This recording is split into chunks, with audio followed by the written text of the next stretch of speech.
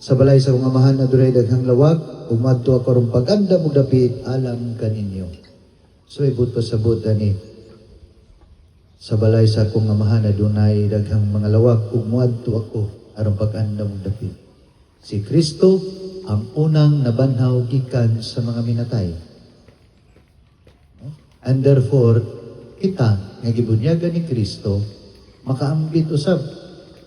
Iandama na dagdapit sa Ginoo. Iandama na tanyag dapit dito sa balay sa iyang amahan.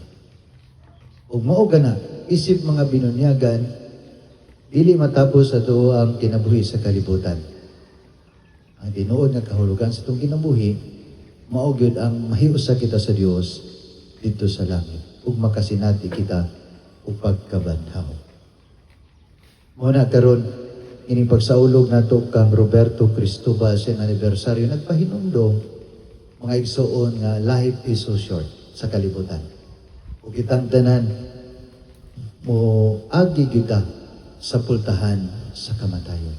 Wala diyoy makaingon, Lord, na-shortcut pa dog langit. Wala. Bisan unsa nga atong status sa kalibutan, pari man ka, santo papa man ka, obispo man ka, pinakadato man ka, pinakasikat man ka, whatsoever, kitang tanan muagi kita sa pultahan sa kamatayon. Finish or not finish, pass your own paper. So, pagkawala ani ni Roberto, ipahinumduman kita, bililhon ang kinabuhi. Muna paningkamutan na to nga mapasidunggan na to ang Diyos na naghatag sa itong kinabuhi, pinagi sa mayo nga relasyon. Muna itong isukli sa iyaha. Murabag, Lord, mo ni kinabuhi gihatag sa tao sa amua, suklian na mo ni sa maayo nga relasyon. Dili na ginamangita ang Ginoo sa butang nga atong maangkon sa kalibutan. Yes, kinahanglan na to mga material to survive.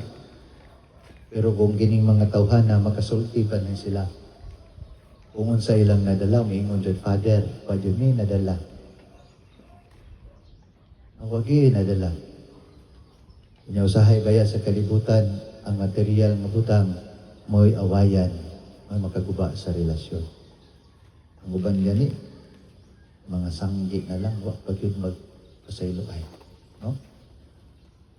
Namura po siya'y nai-control sa iyang kinabuhi. Muni nga pagpahinumdong, taga-agbili ang maayo nga relasyon sa pamilya. Ano maday simple nga kinabuhi, ano maday kamuti, ano maday saging basta labing, basta nagkahiusa. Unsa man ang litson nga sige away, no? Unsa man ang nindot kay pagkaon nga magkasinabot. Litson lagi pero inikaon kay na may paglumot katakihon. O ma-high blood. Pero kung nindot ang relasyon, bisan pag-unsa. Mo na ginatawag og pure joy. Hindi ka magpadikta sa kalibutan mo, kuyot ka sa kalibutan, or di ka magpadikta sa iyahang gusto.